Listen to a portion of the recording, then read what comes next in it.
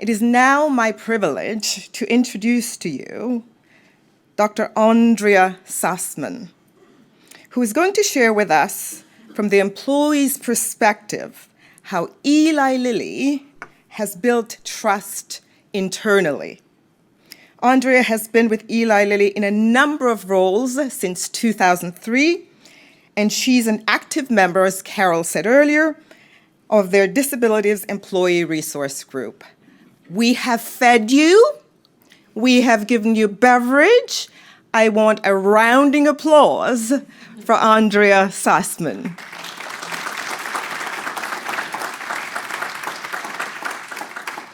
Well, thank you so much, and let me say I feel privileged to be here. I usually start my story by addressing my origin, which is an important part of my story, but also I hope with that people will listen to what I say rather than trying to guess and place my accent. So I was born in Croatia, on south of Europe. I'm a molecular biologist. I got scholarship from Austrian government, went to Austria for 4 months and stayed, met my now husband and then stayed. I did my PhD in the University of Vienna, in Austria. I have PhD in immunology on contact allergies. So I am happily married, and I'm mother of 2 adorable little devils. After working at University of Vienna, I joined Eli Lilly. This was actually 17 years ago, but I was sourced in for first 2 years, so officially I'm working for Lilly for 15 years. And then at Eli Lilly, I worked first in Vienna, in Austria. Then we moved to England.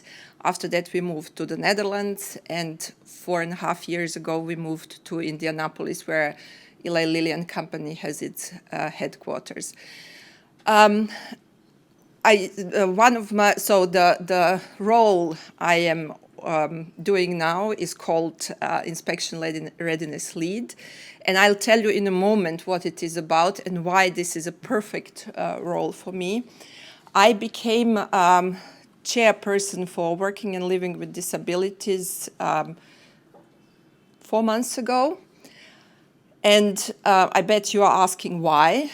It is because I have 3 invisible disabilities. And the one I started to share, and because of which I think my role in working and living with disabilities at Eli Lilly became so prominent, is that I have ADHD. I will disclose the other 2 in a moment.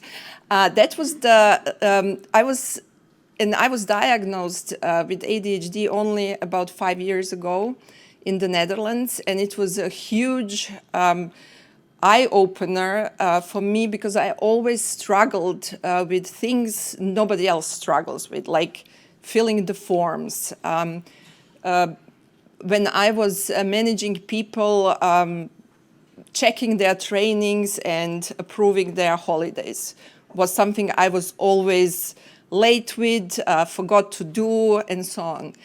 And actually, I have to be thankful to my former boss, who became really upset with me and said, well, why on earth can you do complicated things, but not the simple things? So this is where I searched for some help, and I was diagnosed with ADHD. I'm scoring, not so much on hyperactivity, but I score really high. And after initial shock, I actually started to think about it differently. And this is something where I think is also extremely important for people to understand what's happening with them or with their loved ones, because it can really change your life just to understand the origin of your struggles. So that was in the Netherlands when I was diagnosed with ADHD, and then I moved here to States, to Indianapolis. And when I moved to Indianapolis, in the small affiliates around the world, obviously the extracurricular activities are not as prominent because there are fewer people working in the affiliates.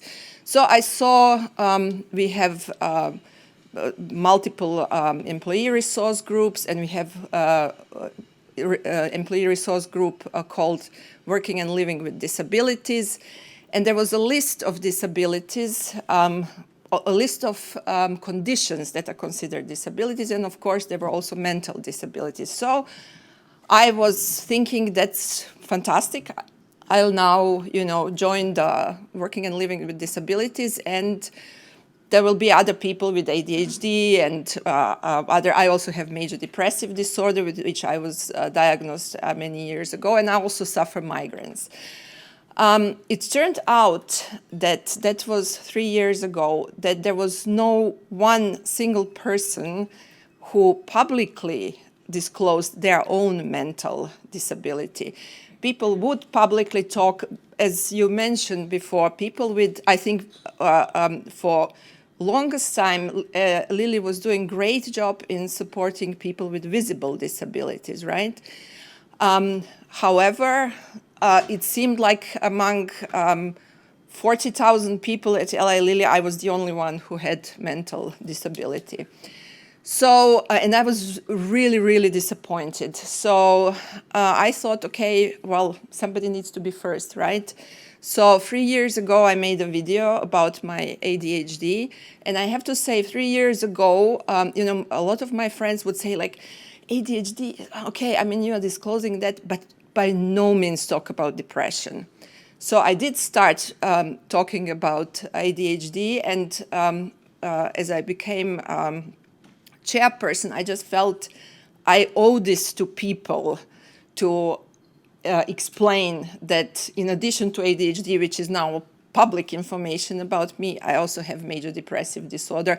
Migraines are maybe, more acceptable. So what my experience is, and the reason, and I think when we talked briefly before talking about this event, someone asked me what empower, or like how comes you disclose it? How did you come to do that? I thought a lot about it, and I think there's from my side and then from Lily's side, combination of things. Coming from a very small, unimportant country, living through the war between Croatia and Serbia, having opportunities that I didn't necessarily expect to have, I think I have a complete absence of entitlement. I don't take anything for granted. And on the other hand, I also pay attention to things that other people don't necessarily pay attention to. And that was, before I decided to disclose my mental disabilities, I thoroughly looked through a list of Lilly values, vision, and so on. And to me, it was clear that if you really look to everything that Lilly stands for, nobody can, there is no way that I could be punished for my disclosure. And so that's from my side. And then from Lily's side, I think Lilly, for at least I can say for all the time I'm with Lilly, really works and works a lot with external sources, so not only within Lilly culture, to improve how people work every day. And maybe there is a little bit of it has to do with the fact that we are a pharmaceutical company. We have patients with for example, mental disorders. So we always thought about it, but we were always more oriented to our patients than to our workforce. However, for years, I also took part in a lot of trainings where it was talked about vulnerability, how vulnerability is a good thing, how vulnerability builds trust.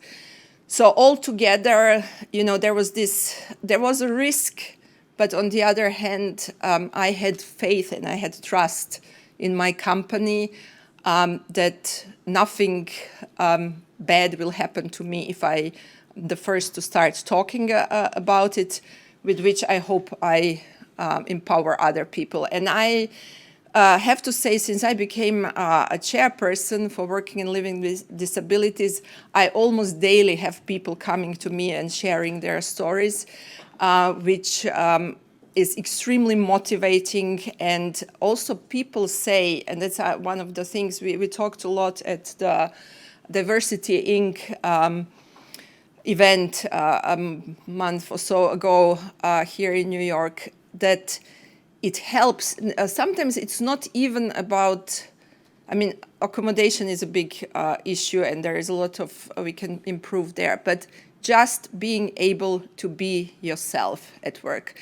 And it's sometimes people don't feel like sharing or feel like sharing just with some people, but I think it makes huge difference if you are able to share, should you feel like it.